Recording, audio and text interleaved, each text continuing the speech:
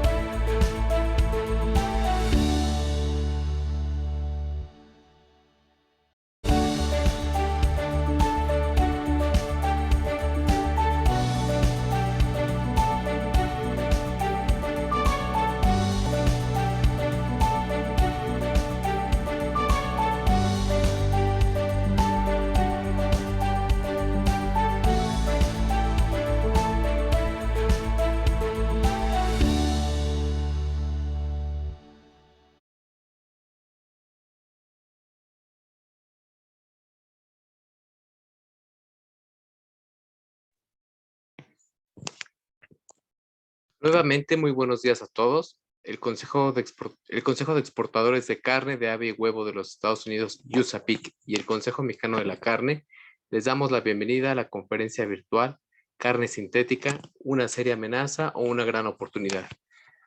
Daremos 2 minutos más para que terminen de ingresar a esta sesión las personas que se están conectando y así poder iniciar con el evento. Gracias.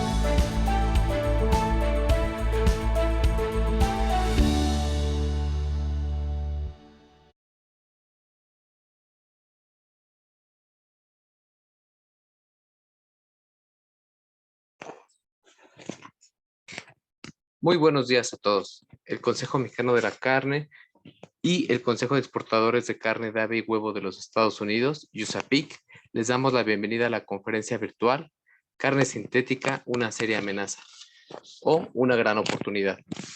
Damos inicio a este webinar y les compartimos las reglas de la sesión. Al final de la conferencia se tendrán 10 minutos de preguntas y respuestas. Las preguntas serán exclusivamente vía chat y se seleccionarán de manera aleatoria, por lo que les pedimos que en la parte inferior de su pantalla seleccionen chat y escojan la opción mandar a todos los panelistas y asistentes para que podamos visualizar las preguntas o comentarios que realicen. Esperamos contar con el tiempo suficiente para poder responder todas sus preguntas. Para comenzar, cedo la palabra a la doctora Macarena Hernández Márquez, directora general del Comecarne. Hola, Muy buenos días a todos. ¿Sí me escuchan? ¿Sí me escucha por ahí bien? Pues muchísimas gracias por estar conectados hoy en esta conferencia que, como saben, hemos hecho pues un programa de conferencias pues muy interesantes durante el año. Y pues esta es una más que tenemos pues mucha expectativa. La verdad el tema es muy novedoso y bueno, pues estoy seguro que vamos a sacar mucha información y nos vamos a ir pues muy satisfechos porque, como saben, pues David, nuestro ponente, pues ya ha estado con nosotros en otras conferencias, entonces es garantía, sabemos que vamos a obtener mucha información interesante. Yo les agradezco a todos que estén conectados el día de hoy y obviamente les mando un saludo de nuestro presidente Ernesto Hermosillo, que hoy no pudo estar conectado, pero bueno, pues les mando un saludo y bueno, los vamos a ver y esperar también en nuestra reunión de socios en el mes de diciembre. Ahí les llegará la convocatoria y esperemos ahí poderlos ver nuevamente. Y bueno, pues vamos a arrancar con la conferencia y yo me voy a permitir presentarles a David Barreiro, nuestro conferencista. David es licenciado en Ciencias de la Información por la Universidad Pontificia de Salamanca y máster en e-Business por ICAE-ICADE. Además es diplomado en Guión y Dirección Audiovisual y Cinematografía por el Instituto de Cine de Madrid. Con 20 años de experiencia en el sector alimentario, está especializado en tendencias de consumo. Ha escrito obras como El futuro de la carne, más de 300 páginas en las que se analiza cómo será el sector en los últimos 25 años. Sobre esta temática, su reportaje La carne que cambiará el mundo resultó finalista en el Premio de Periodismo Accenture en el 2019 y obtuvo el Premio Europeo al Periodismo EIT Food en Innovación y Sostenibilidad. Además, ha desarrollado una amplia carrera como conferenciante en eventos del sector cárnico y alimentario en diferentes países. Pues David, muchísimas gracias, bienvenido a un evento del Consejo Mexicano de la Carne, y antes de cederte la palabra quiero darle un agradecimiento a USAPIC, nuestro asociado, que hoy está patrocinando esta conferencia. Muchísimas gracias, USAPIC. Y pues bienvenido, David, nuevamente. Muy orgullosos de que otra vez estés con nosotros. Ya te vas a volver parte de nuestros ponentes anuales aquí en el Consejo Mexicano de la Carne. Adelante, David. Bueno, muchas gracias, Macarena. Muchas gracias al Consejo Mexicano de la Carne. Voy a ponerme el cronómetro con vuestro permiso para no pasarme de tiempo, que siempre es peligroso en estas conferencias, y sé que todos estáis muy ocupados y tenéis mucho trabajo y dedicáis un tiempo para escucharme y os lo agradezco y no quiero pasarme.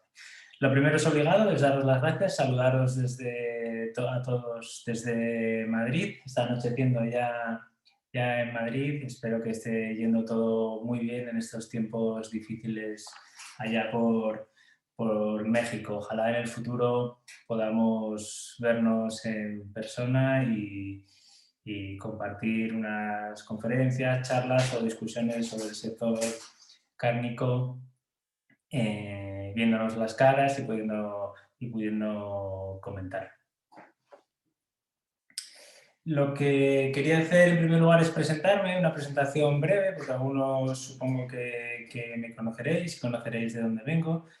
Como ha dicho Macarena, soy periodista de la revista Eurocarne, y más que presentarme yo, que no tiene mucho interés, voy a presentar la revista y por qué Eurocarne es relevante informativamente, no solo en España, sino también en Latinoamérica, donde hemos puesto el foco especialmente en los últimos años, en toda Latinoamérica y también en particular en México, visitando exposiciones, ferias, congresos y con un boletín newsletter de cada 2 semanas específico sobre noticias de Latinoamérica en Eurocarne Digital. Somos la revista de referencia en el sector cárnico español, con esa mirada puesta siempre en Latinoamérica, como os comentaba. Estamos de enhorabuena. Tengo aquí el ejemplar número 300 de la revista. Acabamos de cumplir 30 años en un ejemplar de casi 300 páginas, precisamente con información de cómo ha sido el mundo de la carne estos últimos 30 años, no solo en España, sino en todo el mundo. Y ahora, con este pequeño prolegómeno que me ha llevado apenas 2 minutos, voy a comenzar con con la conferencia de un tema en el que, como comentaba Macarena, he escrito bastante. De hecho, voy a compartir la pantalla para que todos podáis ver la conferencia. Espero que lo estéis viendo. No sé si me podéis confirmar. Sí se ve, David, adelante. Perfecto, muchas gracias. Perdona. Bueno, nosotros ya hace aproximadamente 5 años ya publicamos nuestro primer artículo en profundidad, reportaje en profundidad sobre esto que hemos llamado aquí carne sintética. Ahora voy a explicar por qué he puesto estos interrogantes junto al término, que ha adquirido muchos nombres, ninguno parece satisfacer a nadie, está cambiando en todos los países la nomenclatura, que esto que se llamó en un principio carne de laboratorio, luego carne a partir de células, carne sintética y otras nomenclaturas que desde luego bueno, hay que vigilar desde el sector cárnico porque no siempre es lícito y legítimo que se utilicen. Como decía, hace más de 5 años que publicamos el primer reportaje porque vimos que era una tendencia que se estaba imponiendo en el sector y nos dábamos cuenta de que era importante reflejarlo. Y he titulado carne sintética y me voy a referir siempre al término carne entre interrogantes porque realmente tenemos dudas de que esto, es decir, la producción de proteína a partir del crecimiento celular sin sacrificio animal, pueda llamarse carne. Sabemos que se está discutiendo en distintos países o regiones del mundo, Unión Europea, México, Estados Unidos, en muchos países se está discutiendo cuál es la terminología que ha de aplicarse, pero creo que desde el sector cárnico creemos que tenemos que defender que probablemente no se pueda denominar carne tan a la ligera. Entonces, yo, con vuestro permiso y pidiéndoos respeto, voy a referirme a ello siempre como carne entre interrogantes a lo largo de la conferencia. Después, como os decía, en ese artículo ya nos planteábamos si la carne sintética era una amenaza o era una oportunidad, o era ambas cosas. Yo creo, y la conclusión que sacaré probablemente al final de la conferencia, si no cambio de opinión a lo largo de los siguientes 30 minutos, es que es ambas cosas. Y lo que es seguro es que es un reto para el sector cárnico, no solo en España, no solo en México, sino desde luego a nivel mundial. Y como todos los retos hay que afrontarlos. No sería lógico no hacer caso de algo que nos amenaza y no sería lógico no hacer caso de algo que puede ser una oportunidad. Y así más comienzo, y voy a comenzar por un lado probablemente inesperado. Quienes hayan visto algunas de mis conferencias saben que yo, como decía Macarena, tengo formación cinematográfica, entonces recojo muchos elementos de otras disciplinas, en particular del cine. En este caso no voy a poner todos los vídeos o escenas de películas que suelo poner para ejemplificar mis charlas por una cuestión tecnológica. A veces los vídeos no funcionan bien y no quiero que se corte el relato de la historia. Pero sí os voy a poner una pequeña imagen para comenzar, que es la imagen de esta mano. Se ve un poco cortada, el fotograma terminaba ahí, pero es la mano de un hombre que empuña un revólver.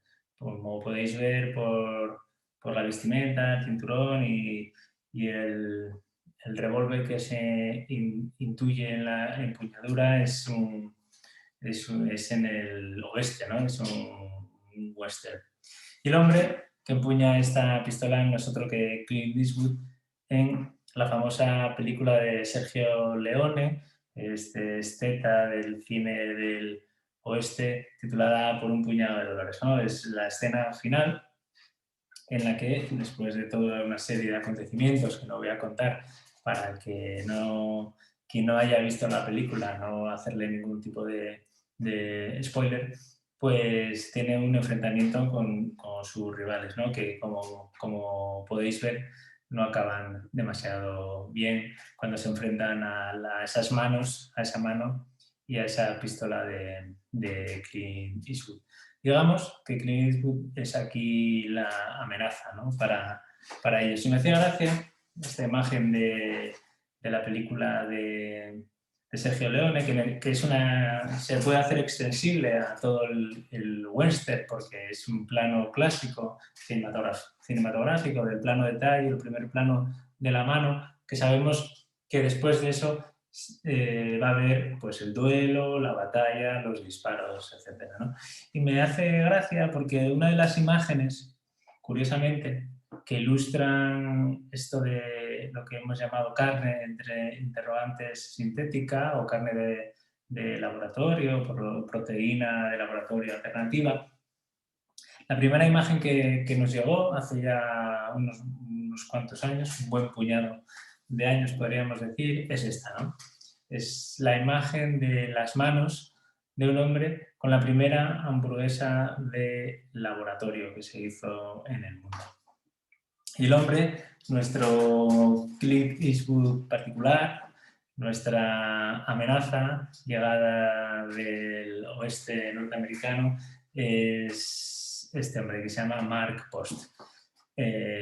Siempre, por supuesto, en tono de broma, no digo que sea un pistolero ni que sea un enemigo al que hay que enfrentarse, pero sí que es una amenaza. Este hombre en el año 2013, en agosto de 2013, después de una investigación de más de un par de años, presentó, y tengo aquí una imagen, hay un vídeo que podéis encontrar en YouTube sobre cómo fue toda la presentación de esto, presentó la primera hamburguesa hecha en laboratorio. Era, como decía, agosto del año 2013, hacía una presentación, un cocinero la hizo en la sartén y era una una hamburguesa sin sacrificio animal a partir de un mecanismo de bioreacción, a partir de una biopsia realizada a un animal, ¿no? a una res, en este caso, a una carne de vacuno. Y hubo una degustación y hubo un pequeño debate en torno a la calidad de la hamburguesa, que según nos consta no era excesiva, al menos por lo que sabemos, porque nos consta que dejaron la mitad de la hamburguesa, con lo cual no debía ser gran cosa. En cualquier caso, esto fue un punto de partida, fue el arranque de todo un movimiento que ha seguido creciendo a lo largo de los años, primero a pequeña escala, pero que va cogiendo una envergadura que, según las previsiones que luego veremos, hay que tener en cuenta desde dentro del sector. Esta primera hamburguesa de Mark Post costó 230.000 euros, creo recordar, aproximadamente su producción. Digamos que no estaba a un precio muy asequible para ir a comprarla al supermercado o a pedirla en un restaurante, pero era el resultado de todo un proceso de investigación para poder llevarla a cabo, ¿no?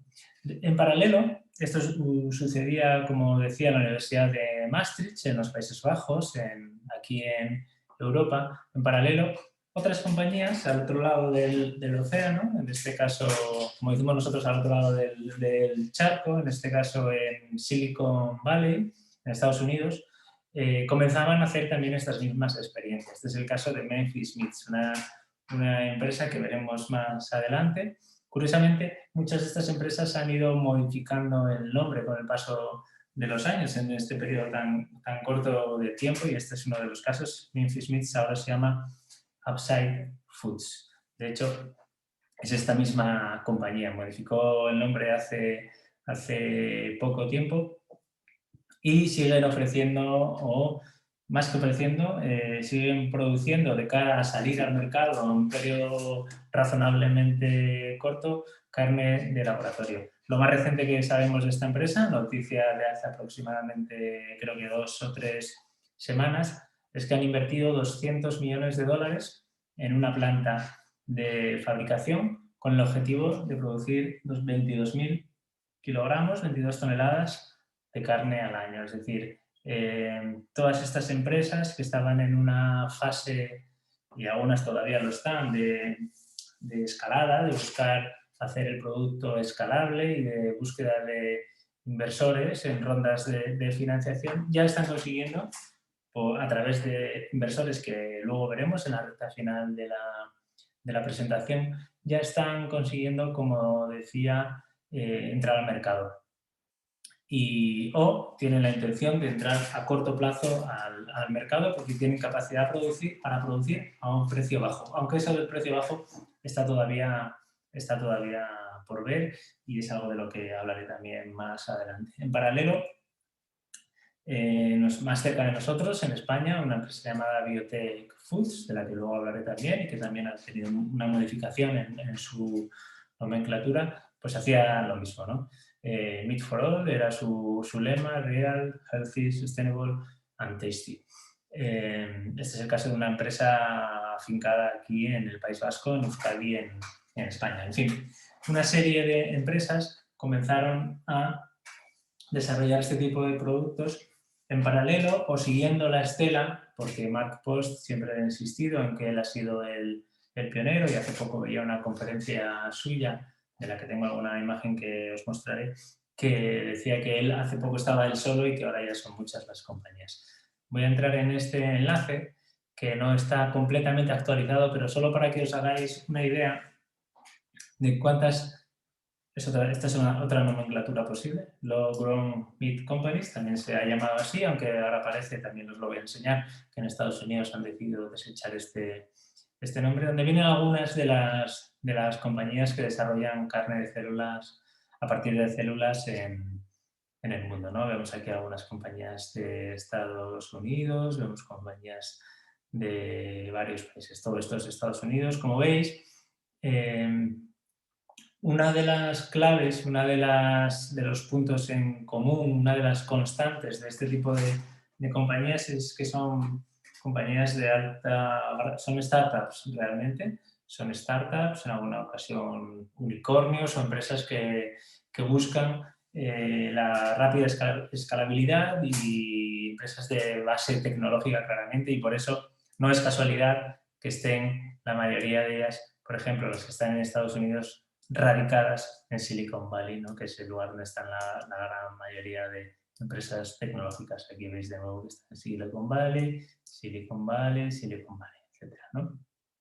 Bueno, Israel, curiosamente, es un país que tiene varias empresas. Ahora os enseñaré un ejemplo de una de ellas, Aleph Farms, que están también trabajando en el tema de la carne sintética, y bueno, hay más. Mozambique es la empresa vinculada a este profesor de la Universidad de Maastricht, a Mark Post, y tiene su sede precisamente en Maastricht, en los Países Bajos, y está vinculada al hombre que era el gran pionero, ¿no? de este sistema, de este tipo de carne. O, bueno, no sé si llamarlo, lo podemos llamar tipo de carne, de esta proteína.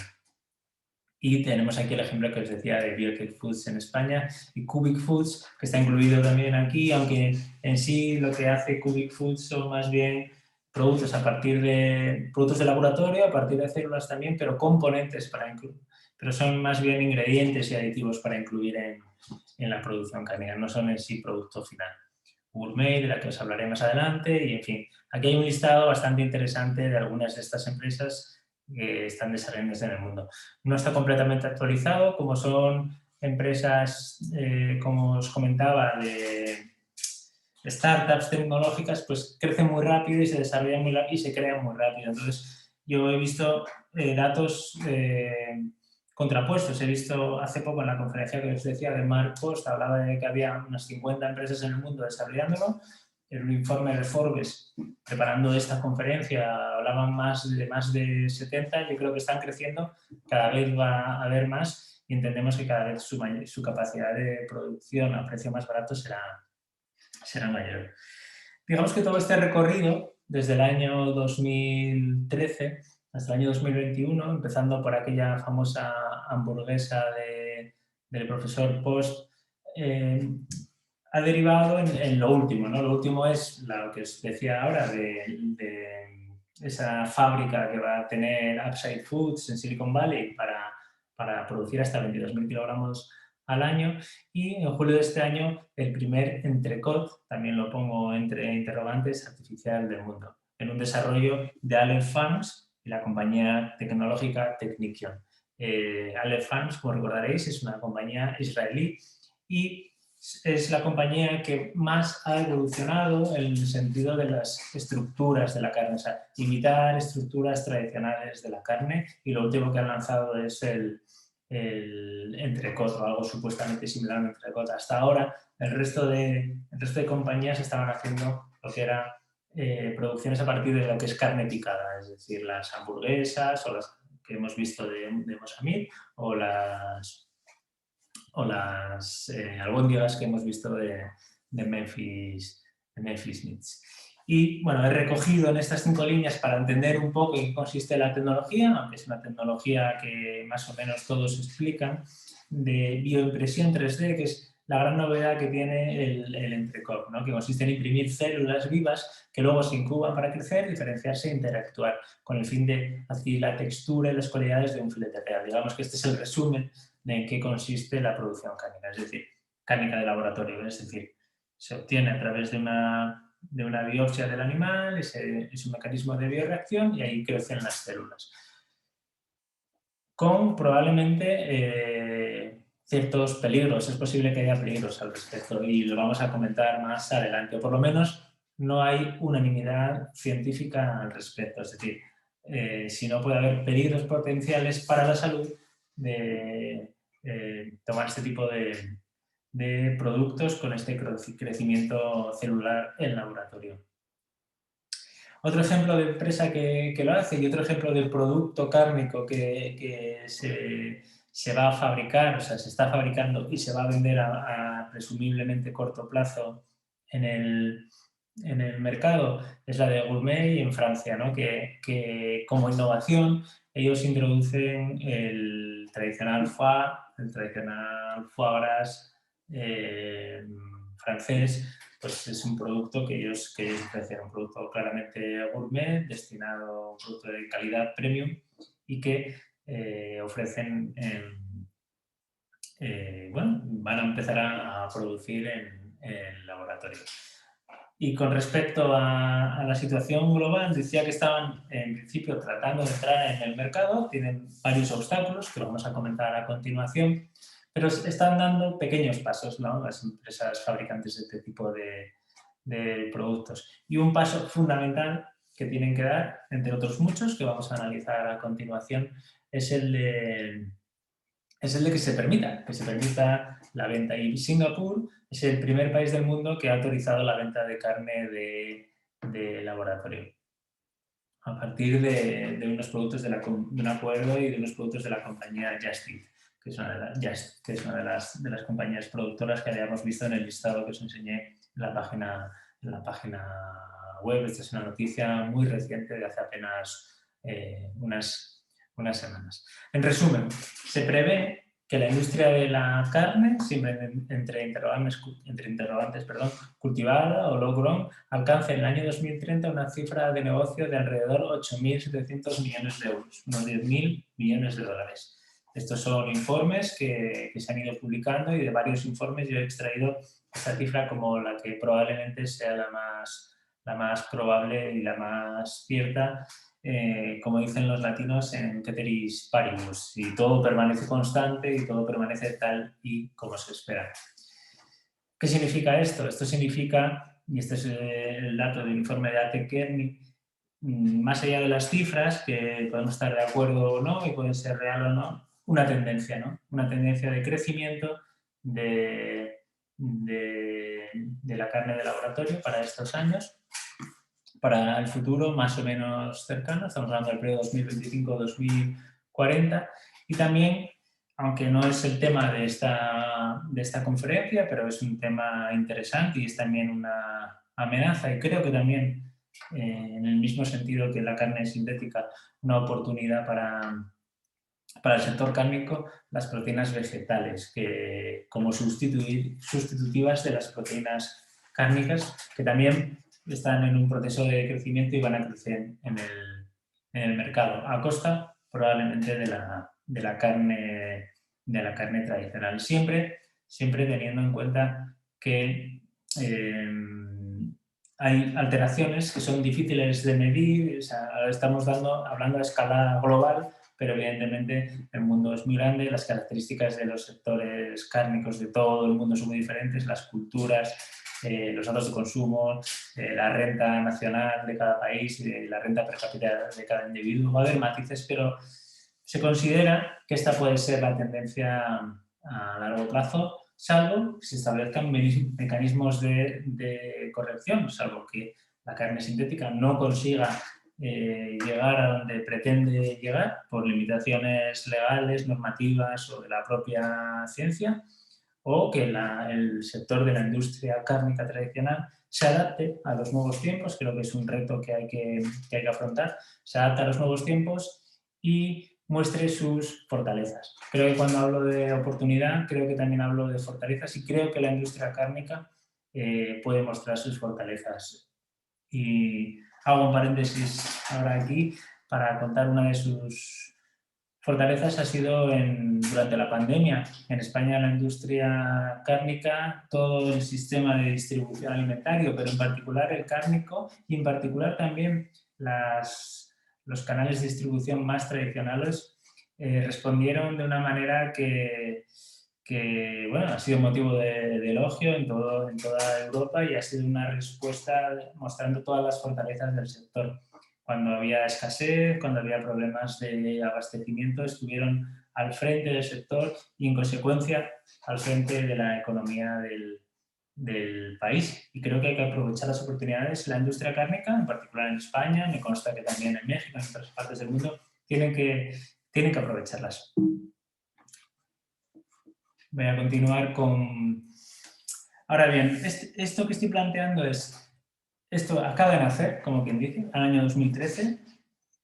Apenas llevamos 8 años. No son tantas las empresas que están produciéndolo, pero sí hay una estructura que nos hace ver que de cara al futuro pueden continuar creciendo y pueden ir incorporándose cada vez más empresas, pero ellos también tienen obstáculos que probablemente no les sea sencillo resolver o superar. Perdón.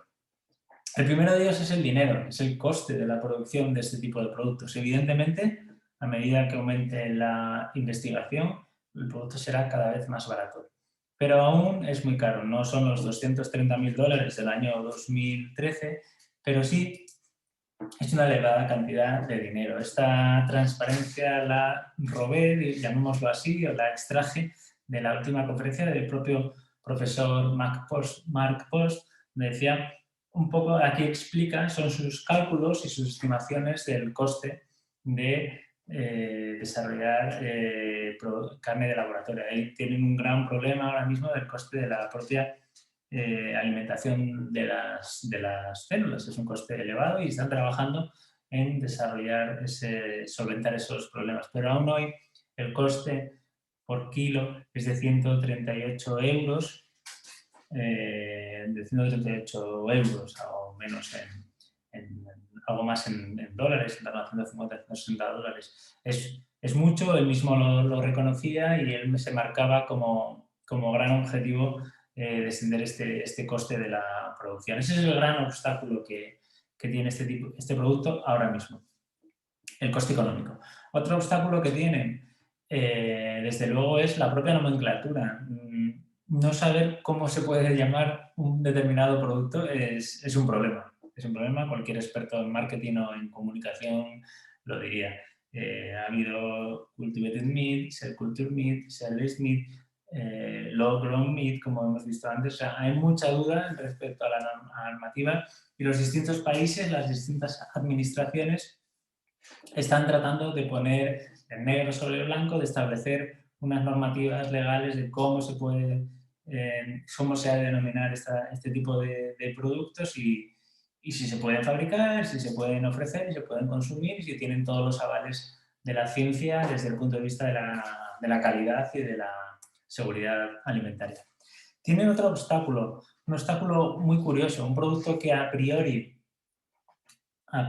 se vende como un producto sostenible, porque realmente es un producto que nace, y el profesor Mark Post lo ha explicado muchas veces en conferencias, porque considera que el sector cárnico tradicional afecta al planeta, no es sostenible desde el punto de vista medioambiental. Sobre esto habría mucho que debatir, pero bueno, esa es su tesis.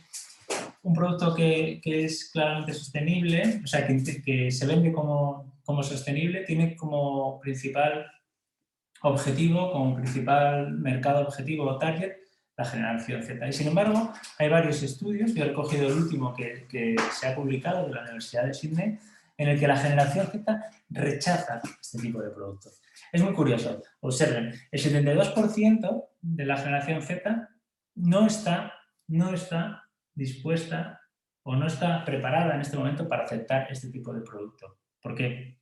Porque consideran que no es un producto natural. Es difícil congeniar, vender un producto sostenible para el medio ambiente que no es en absoluto natural. Eso es una dificultad que ellos tienen. Y esto sucede a pesar de que el 59% de los jóvenes, que es una población muy joven, sí que están preocupados por el impacto medioambiental que supone la ganadería, ¿no? Entonces, creemos, o creo yo en particular, que esa es una barrera difícil de superar para ellos.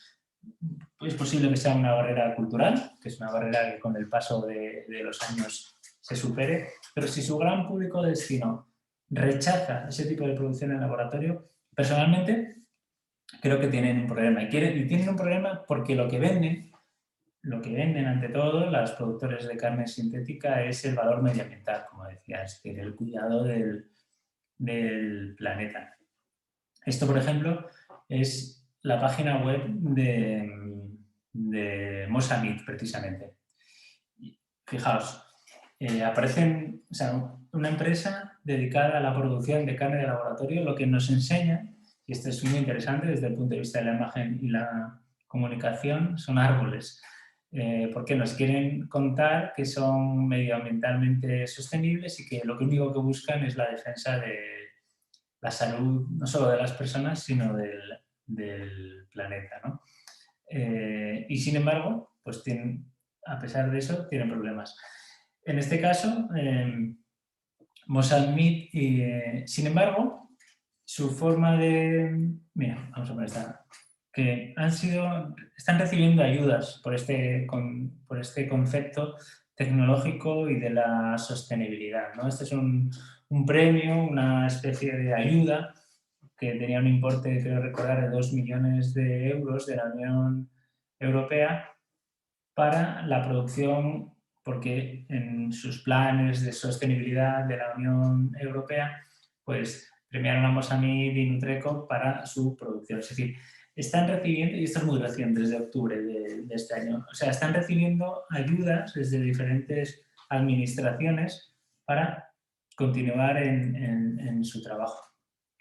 Esta, digamos, comunicación o venta de la sostenibilidad hace referencia, por supuesto, a que es un tipo de producción que evita el sacrificio animal.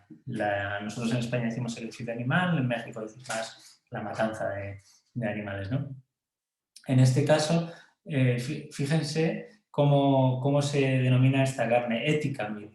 Desde luego, esta es la empresa cárnica que es española, productora de esa cárnica de laboratorio española, que les enseñaba al principio, que se llamaba Biotech Foods. La marca con la que pretenden salir al mercado es Ética Meat, la carne ética. Se ha hablado también mucho, se ha debatido mucho sobre si este nombre, que yo por supuesto rechazo, porque llamar esta carne ética implica que cualquier otra producción cárnica no lo es, y desde luego, bueno, creo que no es una nomenclatura adecuada, pero siempre están vendiendo o comunicando este tipo de valores, ¿no? También se ha llegado a denominar carne limpia en alguna ocasión, que por supuesto nos hace pensar que cualquier otra producción que no sea de laboratorio pues es carne no limpia, ¿no?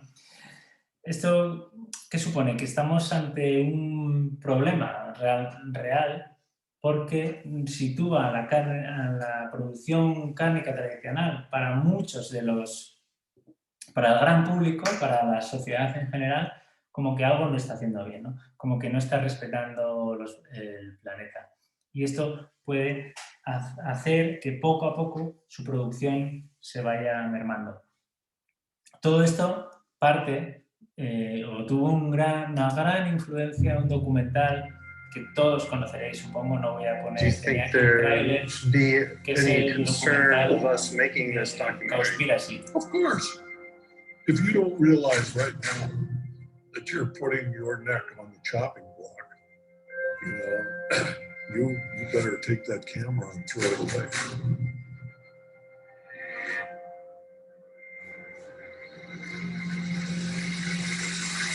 Bueno, no voy a continuar porque no me gusta mucho este documental, porque sabemos que además parte de cifras que son erróneas, ya lo hemos sabido posteriormente, pero generó un gran debate y puso el punto de mira sobre la industria cárnica y tradicional. Y por eso nacieron todas estas empresas y por el desarrollo tecnológico, las proteínas alternativas y toda una cruzada que ha de atravesar la industria cárnica. Nosotros en Eurocarne recogimos este artículo que en su día reconocía que evidentemente la ganadería tiene efecto de los gases de efecto invernadero por las emisiones a la atmósfera, de metano principalmente, pero este titular era muy llamativo y realmente era cierto, ¿no?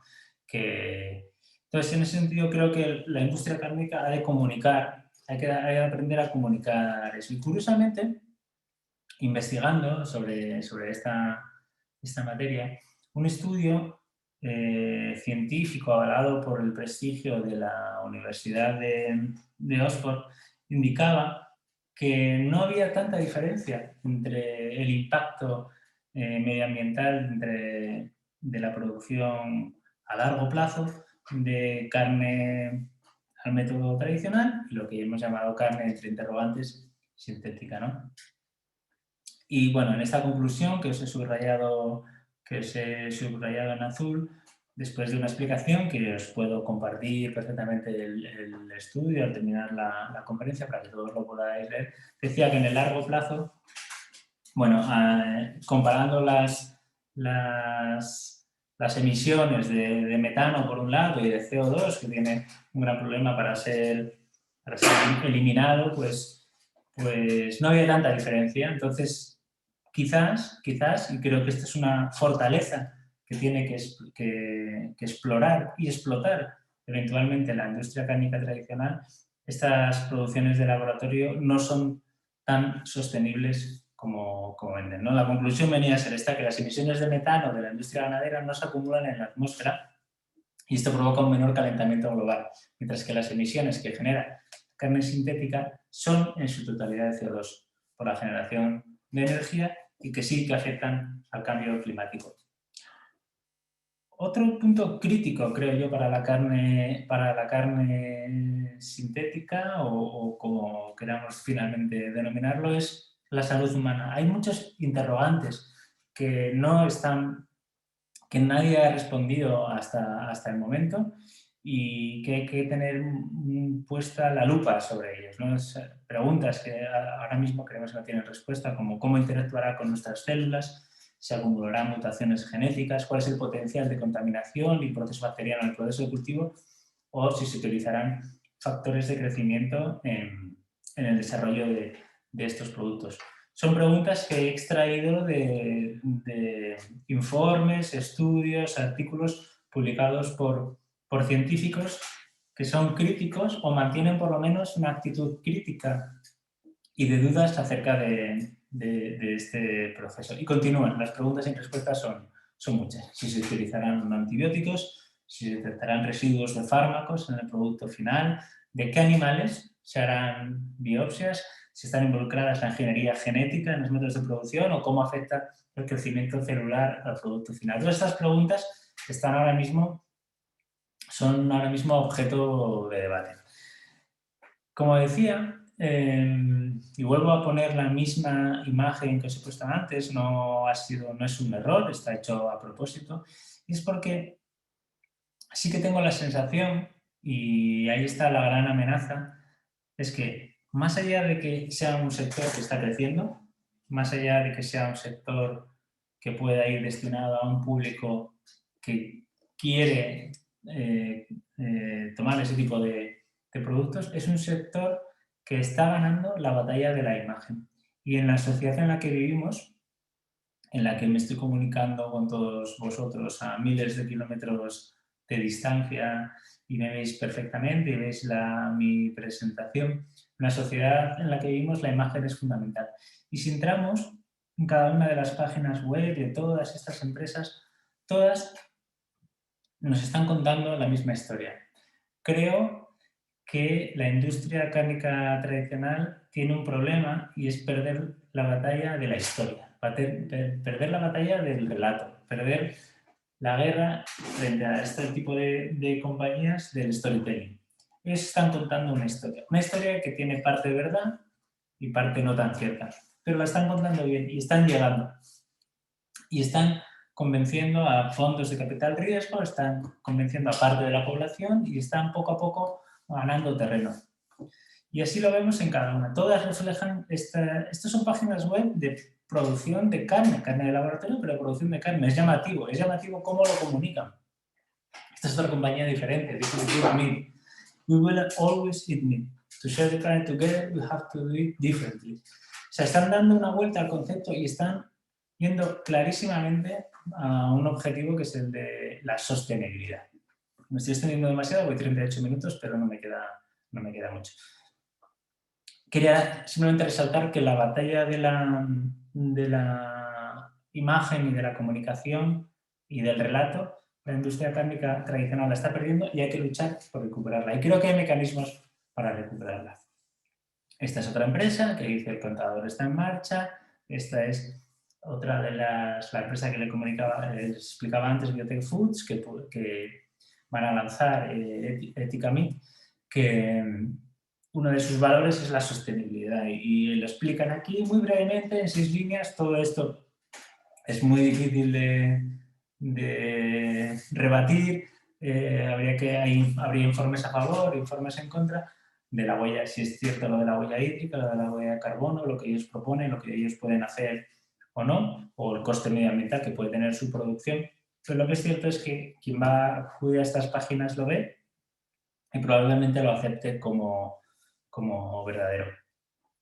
Así que una de mis propuestas es transmitir todas lo que llamamos bondades de la carne, todos los valores de la carne, porque igual que ellos pueden mostrar esto, nosotros podemos mostrar esto, porque el cuidado del entorno que supone la ganadería extensiva en muchas regiones del planeta son fundamentales. Evidentemente, esto, por ejemplo, son unas terneras asturianas, son vacas en los montes de Asturias, que es el norte de España, de donde yo soy, donde yo procedo, aunque vivo y trabajo. Nosotros tenemos la sede de Eurocarne en Madrid. Bueno, probablemente estos prados, estos campos no estarían como están de no ser por estos animales y por la producción ganadera. Y además, esta producción ganadera genera un tejido sociocultural, un tejido económico que hay que explotar, que hay que contar, que hay que explicar, porque es fundamental para determinadas zonas del planeta y es tan loable como puede ser esos árboles que veíamos de la industria ganadera y de la carne de laboratorio. Y bueno, he puesto simplemente 3 bonitas imágenes que nos pueden ayudar a comunicar qué es la industria cárnica tradicional para no perder esta batalla del relato, como yo la llamo, respecto a la industria cárnica. Estos son los cerdos ibéricos en la dehesa extremeña que seguro que todos conocéis. Y hay más bondades de la carne. Las bondades de la carne las conocéis vosotros mejor que yo. Primero están esas bondades que decía yo de la ganadería, que las tiene para el tejido económico y sociocultural y en nuestro caso para evitar lo que se ha llamado la España vaciada, para que la población rural tenga un desarrollo económico. Y luego están las bondades del propio producto, ¿no? Las cualidades que tiene la carne, rica en minerales como zinc, hierro, potasio, las vitaminas del grupo B, las grasas saludables y por supuesto, las cualidades organolépticas. por supuesto, el sabor, la textura, la experiencia, que es comer carne de este tipo frente a esto de Plantable Foods, que evidentemente creo que todos ahora mismo nos iríamos juntos, en mi caso a cenar y en vuestro caso a comer esto en lugar de esto probablemente. ¿Qué quiero decir con esto? Y pongo esta imagen de un carnicero de Lego. Ante todo hay un reto por delante para la industria cárnica y el reto es adaptarse.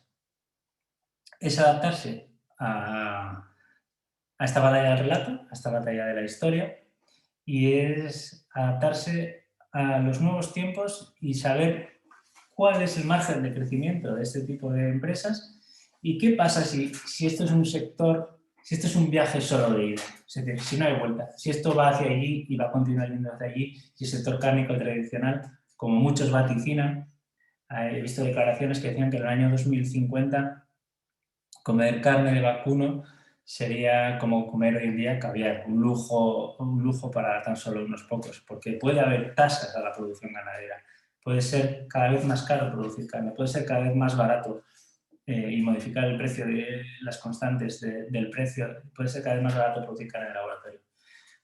Hay un reto por delante. Pongo esta imagen de Lego porque la fábrica Lego, que supongo que muchos conocéis, esta compañía, en los años 30 fue creada por un carpintero sueco en los años 30, una empresa que se dedicaba a hacer juguetes de madera en esa época, y alrededor de los años 50 empezaron a hacer estas construcciones que entonces eran a partir de tubos, ¿no? Empezaron a hacer estas construcciones y tuvieron una profundísima crisis en los años 90 del siglo pasado. Y salieron de la crisis con un concepto que siempre me ha parecido muy interesante, que es hacer que las piezas fueran más difíciles de montar. Evidentemente no es complejo, pero eran aún más fáciles. Es decir, convirtieron lo que antes era un juego para unos pocos niños, en un reto. Y al convertirlo en un reto, los Lego, todos conocemos, aparte de fascinarle a muchísimos niños, hay muchos adultos que son coleccionistas de Lego, que siguen montando Lego con el paso de los años. Es decir, sobrevivieron a una crisis subiéndose encima de la propia crisis. Dijeron, hay una crisis, pues voy a transformar el juego en reto, ¿no? ¿Qué quiero decir con esto? Y con esto estoy ya transitando hacia el final de la conferencia y también hacia ese paso que damos de la amenaza a la oportunidad. Hemos visto que es una amenaza, con sus pros y sus contras, con sus lagunas que las tienen, con sus dificultades que las tendrán que atravesar. Pero está ahí. Y si va hacia adelante, puede ser una oportunidad. Aquí tenemos un ejemplo. Esta noticia, muy reciente también, en España, de que el gobierno impulsa un proyecto español de carne cultivada. Hay varias empresas y está liderado, como figura aquí, por Argal y Martínez Somalo, dos empresas cárnicas tradicionales. Es decir, ¿cuál es la oportunidad? Que la empresa cárnica tradicional se introduzca en la producción de carne de laboratorio. Esto es una posibilidad que está ahí y que hay que tener muy en cuenta, saber que se pueden establecer posibles alianzas entre empresas tecnológicas y las empresas tradicionales. También porque ¿quién tiene mejor conocimiento del mercado? ¿Quién tiene mejor conocimiento de la red de distribución? ¿Quién tiene mejor conocimiento del consumidor? Que vosotros, que quienes habéis estado y estáis produciendo y vendiendo carne desde hace años o décadas. Entonces, esto es algo muy interesante. Y es tan interesante que son muchos los que lo han visto. Nestlé, que no es en este caso una empresa exclusivamente cárnica, pero se ha iniciado en este proceso como gran gigante de la alimentación. Y una de las mayores empresas cárnicas mundiales, como Tyson Foods, que dentro de su empresa de capital riesgo, empresa inversora en pequeñas compañías, pues está invirtiendo entre una serie de compañías en las que está invirtiendo, dentro de Tyson Ventures, dentro de las empresas innovadoras en las que está invirtiendo, está invirtiendo ahora en Upside Foods, que era la empresa que antiguamente se llamaba Memphis Meats, de la que hemos hablado con anterioridad, y en Future Meat Technologies, que se dedica también a esto y que es una empresa de las que ahora mismo se cree que van a salir al mercado próximamente. Esta es otra noticia al respecto. JBS, la mayor empresa cárnica mundial, está...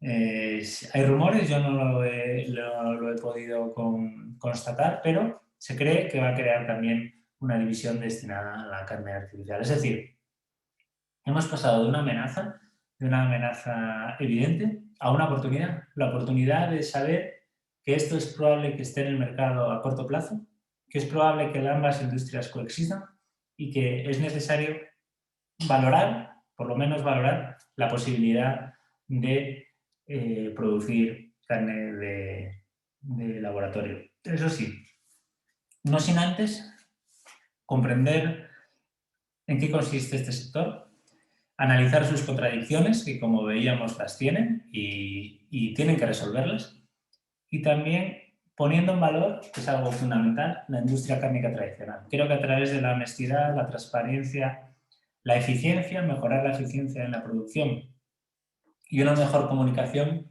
se puede recuperar esa parte que se ha perdido, sobre todo creo aquí en Europa, de cuota de mercado o de engagement, como se denomina ahora, entre los productores de carne, la gran industria cárnica y los consumidores. Aunque, como decía, la crisis derivada de la pandemia, de la COVID y del confinamiento fue un refuerzo porque en el caso de España, por lo menos, la industria cárnica mostró toda su fortaleza. En resumen, si ven a este hombre por la calle o si reconocen sus manos, sepan que es nuestro particular Clint Eastwood, pero creo que no hay que tenerle miedo, no hay que tener miedo al futuro y hay que pensar que quizás pueda ser eso, una oportunidad. Y aquí termina la conferencia. Muchas gracias.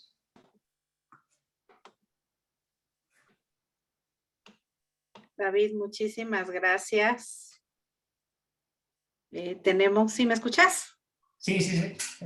Muy bien, muy bien. Pues muchas gracias. Ahí ya tenemos algunas preguntas, que lo que yo veo más que es como un tipo de reflexiones, porque al inicio lo comentaste, pues el término, ¿no? Desde el término, bueno, es carne, no es carne. Entonces aquí tenemos, la verdad, me encantaría leer todos los comentarios que hay porque hay una buena discusión en el sentido de, bueno, si se debe o no llamar el término carne. Y hay una pregunta que dice que me parece interesante que la podamos comentar. Y otras, bueno, que estoy segura que está complicado, digo, para cualquiera responder, pero vamos a intentar comentar todo. Dice, ¿cree usted que la carne sintética sí reemplaza desde el punto de vista nutricional la carne producida por un animal?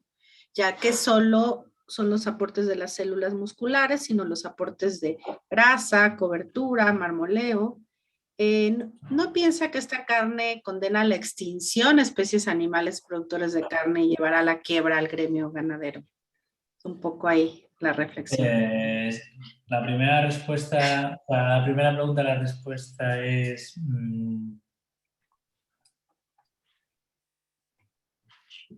Sí, sobre si crees que desde el punto de vista nutricional no es equivalente hoy en día no sabemos a dónde puede llegar en el futuro. Hoy en día no es equivalente a los aportes nutricionales que da la carne tradicional. Definitivamente. Hoy en día es así y lo sabemos y nos consta y bueno, tendrán que trabajar en ello y no sé si tecnológicamente lo podrán conseguir, pero hoy en día desde luego no. Y en cuanto a que puede ser un problema y que puede suponer la extinción de razas ganaderas, razas que se mantienen por su aptitud cárnica y porque la industria cárnica las protege, las cuida, y desarrolla todo un sistema de tejido productivo alrededor de ellas, por supuesto también es un riesgo patente y es una pérdida también, creo, bueno, no solo desde el punto de vista económico, sino también de patrimonio y cultural, diría incluso. Definitivamente. Hay otra pregunta por aquí, David. Dice, ¿el desarrollo de estas células sigue en el patrón de crecimiento como una neoplasia, o sea, como un tumor? Pero yo creo que es un tema ahí, como Bueno, que hay muchas dudas de cómo realmente está todo el proceso de producción, porque creo que no hay mucha investigación al respecto o no conocemos, ¿verdad? El problema es que no lo están explicando mucho. O sea, evidentemente cada una son empresas que están cada una en un determinado lugar y cada una manteniendo un cierto secretismo de cómo desarrollan los proyectos. Luego todo esto, lógicamente, sabemos que son mecanismos de bioreacción que las hacen crecer, pero también hay un riesgo, y lo planteaba en una de las ponencias, de que ese crecimiento sea de células tumorales también. No lo sabemos, entendemos y esperamos que todas las agencias y entidades dedicadas a la seguridad alimentaria y al control de la producción y de todo lo que sale al mercado analizarán perfectamente cómo son estos métodos de producción para tenerlo controlado, ¿no? Eso esperamos, pero a día de hoy estamos todavía en el inicio de todo esto y no sabemos desde el punto de vista científico exactamente los riesgos que puede haber, pero creemos que los puede haber. Claro. Bueno, pues ahí siguen las controversias si legalmente se debiera de llamar carne o no. Sí, bueno, Ese es un tema, porque como tú lo dijiste como el primer reto, pero de los primeros retos es realmente cómo se debiera de llamar, ¿verdad? Desde ahí, ¿no? Al final, o sea, mira, recientemente en la Unión Europea, en contra de lo que muchos pensábamos, ha aceptado que se denomina hamburguesa a las proteínas, a los productos, a las proteínas vegetales, ¿no? Creíamos que no se iba a permitir. Al final, cada uno tenemos nuestra opinión de si este proceso sintético de elaboración de una proteína puede llamarse carne o no, pero al final eso lo va a dictar la legalidad, o sea, las normas de cada país o de cada región. Entiendo que allí será, en México habrá una normativa y probablemente nosotros no en España, pero sí en Europa habrá otra normativa y habrá que adecuarse a ella. Bueno, por ahí dicen, ¿qué estrategias deben de realizar los ganaderos y asociaciones para reducir el impacto de esta tendencia alimenticia que se está teniendo? Yo creo que ya también lo comentaste un poco, ¿no? Esta diferenciación. Sí, o sea, yo creo que una de las... Bueno, por una parte está la calidad. Ahora mismo hay una diferencia de calidad y eso tenemos que tenerlo en cuenta y eso hay que protegerlo, y desde el punto de vista de la industria cárnica creo que esto va a seguir produciéndose y yo creo que va a seguir y va a salir al mercado realmente. Veremos si a nivel de coste son competitivos, a nivel de precio, o la industria cárnica tradicional todavía a nivel de precio le supera, y veremos qué pasa en los próximos años.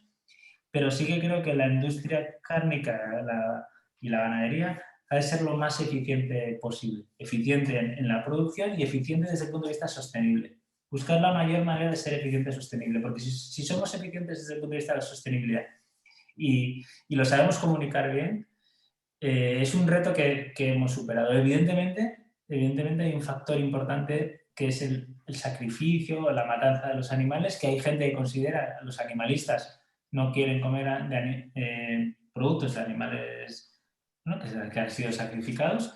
Esa barrera probablemente no se pueda superar, pero hemos visto que muchos jóvenes tampoco quieren comer productos cárnicos salidos de un laboratorio y hechos crecer a base de bioreacción. Entonces, bueno, ellos tampoco lo tienen muy sencillo. Yo creo que, en general, yo siempre he dicho que la industria cárnica tiene que buscar la transparencia, la honestidad y la eficiencia, y luego comunicarlo. Y los valores de la carne están ahí, y cuando prueben un buen entrecot se darán cuenta. Claro que sí. Por ahí también, David, preguntan, de las empresas que actualmente producen carne sintética, ¿cuántas pertenecen de origen a la industria cárnica? Bueno, pues JBS, dijiste. Digamos que de origen muy pocas, pero es cierto, como pasó también con el caso de las proteínas vegetales, que la industria cárnica ha visto que puede haber un nicho de mercado. Entonces, están más que apropiándose de esas empresas, están inyectando capital para ver cuál es el proceso de crecimiento de esas empresas, cuál es la escalabilidad y cuál es la realidad. Son pocas de momento las industrias cárnicas, pero ya empiezan a tomar posiciones, digamos, dentro del sector. Tanto en el caso de las proteínas vegetales como en el caso de la carne sintética. Entonces, y son empresas potentes, son empresas importantes. Entonces, también porque tienen esa capacidad de hacer esa inversión de capital riesgo, ¿no? Pero bueno, yo creo que hay que estar pendientes de cómo evoluciona ese mercado. Claro que sí.